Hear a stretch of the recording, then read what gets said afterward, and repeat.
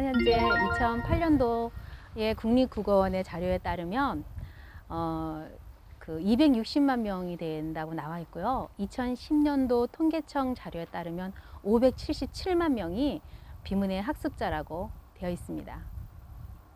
비문해자는 여러 가지 이유가 있지만 일단 크게는 세 가지 이유로 볼 수가 있어요. 첫 번째는 뭐 역사적인 사건에 의해서죠. 우리 비문해자들이 대부분이 연세들이 많으신 분들이 많기 때문에 전쟁 같은 그런 역사적인 사건에 의해서 공부를 못 하셨던 부분이 있고요. 또 한 부분은 이제 사회적인 인식 때문이에요. 학습자들이 대부분이 90% 이상이 여성 학습자입니다. 그러다 보니까 예전에는 여자들이 글을 배우면 연애 편지 같은 거 쓰고 연애질 한다라고 표현을 했습니다. 그래서 학교를 갈지 않았고 또 예전에는 동생들도 참 많았어요. 그러다 보니까 살림도 해야 하고 동생들도 돌봐야 하고 그런 사회적인 인식 때문에 우리나라는 유교 사상이 좀 진한 그런 나라다 보니까 사회적인 인식 때문에 학습자들이 여성 학습자들이 대부분 공부를 못했던 부분이고요. 또 한 가지 이유는 경제적인 이유였습니다. 그 전쟁이나 이런 사건들로 인해서 굉장히 어렵게 살았던 우리 세대의 어머님들 세대에 돈을 벌러 가는 것들도 다 어머님들의 몫이었던 거죠. 식모살이 같은 거를 그때 그래서 많이 했고 좀 비하하는 발언이긴 하지만 공순이라는 이름으로 많은 분들이 나가서 산업 전선에서 돈을 벌어야 했던 그런 시대라 사실은 이 세 가지 이유 때문에 공부를 좀 못하셨고 요새 새로 이제 또 하나의 이유가 생긴 것은 뭐냐면 신문의 계층이 생겼습니다. 그건 뭐냐면 외국에서 시집 오신 분들, 또 외국 노동자들, 또 그리고 북한에서 오신 분들, 그런 분들이 신문의 계층으로서 되어 있어서 그런 원인들로 인해서 비문의 학습자들이 이렇게 비문의 학습자일 수밖에 없는 그런 상황에 처해진 겁니다. 교육의 기회를 박탈당하고 소외되다 보니까 그 이후로 벌어지는 모든 일들에서 사실은 소외가 되어 왔습니다. 예를 들면 경제적인 게 너무나 좀 부족했죠. 경제 생활을 사실은 하려고 하면 배운 게 없기 때문에 할 수 있는 일이 너무나 작았던 거죠. 우리 어머님들께 어느 날 이제 꿈이 뭐냐고 여쭤봤어요. 그랬더니 저는 카운터를 보는 거예요. 식당에서 이렇게 말씀하시는 거예요. 그래서 제가 아니 왜 카운터를 보는 게 꿈이라는 말에 좀 가슴이 아프기도 하고 놀랍기도 해서 다시 되물었더니 당신은 배운 게 없어서 소주 한 병이요 뭐 밥 하나 추가요 할 때 그거를 작성할 수가 없었대요.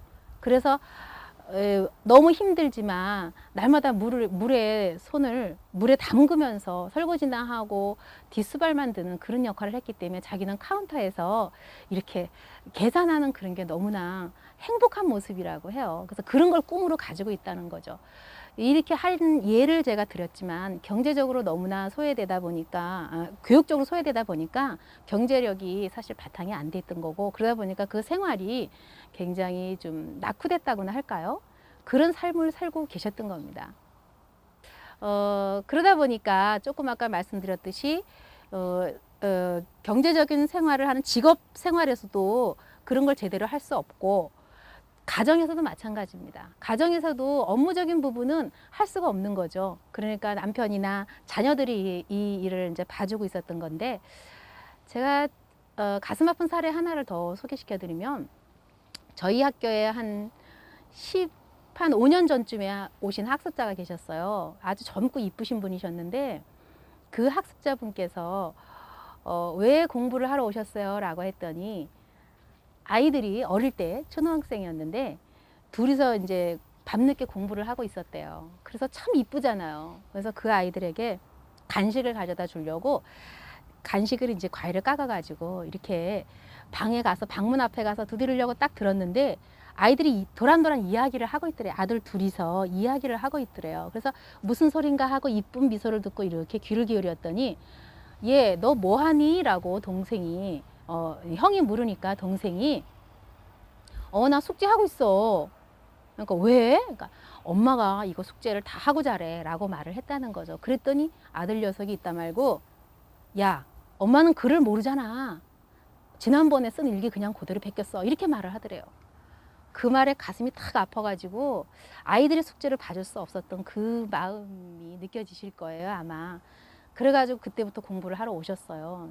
그런 것처럼 일반적으로 아이들을 봐줄 수도 없는 거고 은행이나 뭐 이런 업무들조차도 볼 수 없었던 그런 상황이었죠. 그래서 비운의 학습자들은 대부분 본인이 존재 자체에 대해서 자존감이 굉장히 낮습니다. 그런데다가 가족들이 인정하지 않으면 가족들조차 무시하게 되고 아이들도 그렇게 되는 거죠. 물론 저 시부모나 이웃은 말할 것도 없죠. 그러면은 이분의 삶이 어떨지는 아마 여러분께서도 아마 이렇게 예상할 수 있을 거라고 생각됩니다.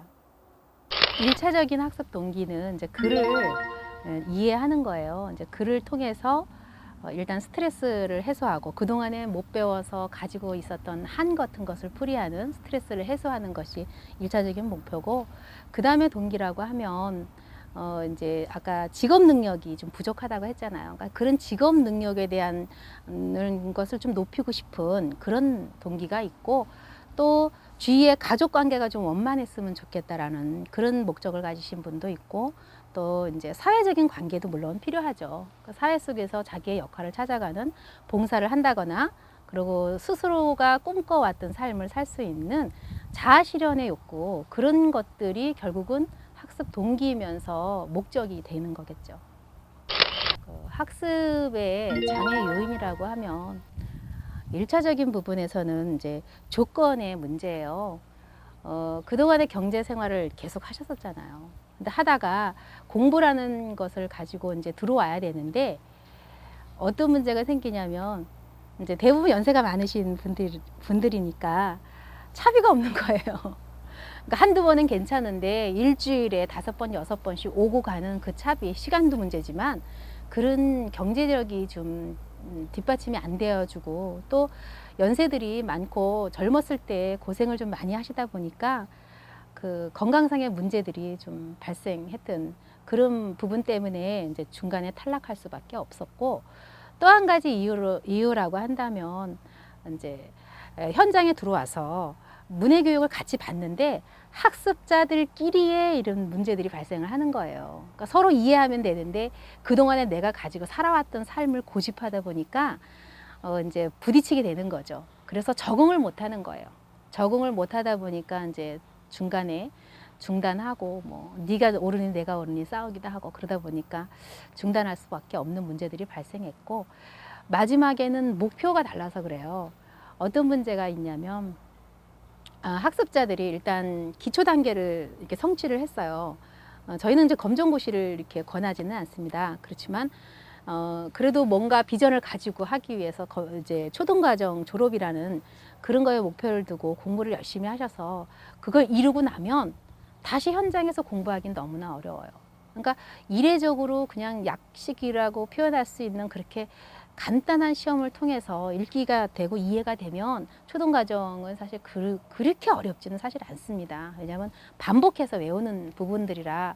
그런데 그것을 성취하고 나면 내가 너무나 부족함을 알지만 이들과 도대체 섞일 수가 없는 거예요. 그래서 그 다음 단계에 진입하기에는 너무나 부족하고, 실력이 사실은 부족하고, 그리고 그렇다고 지금 단계 공부하기에는 자존심이 상하는 거죠.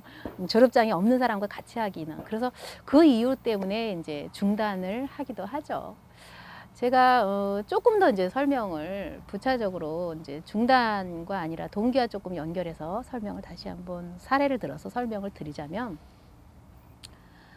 이제 70이 넘으신 어머님이 한 분이 계세요. 자기는 나이가 많고 조카 며느리들까지 다 있는데도 집에 가면 설거지를 했대요. 가족들이 다 모이는 장소에서는 설거지를 했었대요. 근데 몇 년 전에 저한테 어느 날 이렇게 말씀하시는 거예요. 선생님, 제가요 우리 가족 모임의 총무가 됐어요 라고 말을 해요. 하고, 아니 어머니 70이 다 됐는데 무슨 총무가 된 게 그렇게 좋으세요? 그러니까 전 너무 좋아요. 왜냐하면 남편이 내가 설거지를 하고 있으니까 당신도 이제는 여기 와서 가족회의에 참석을 해, 이러면서 부르시더래요.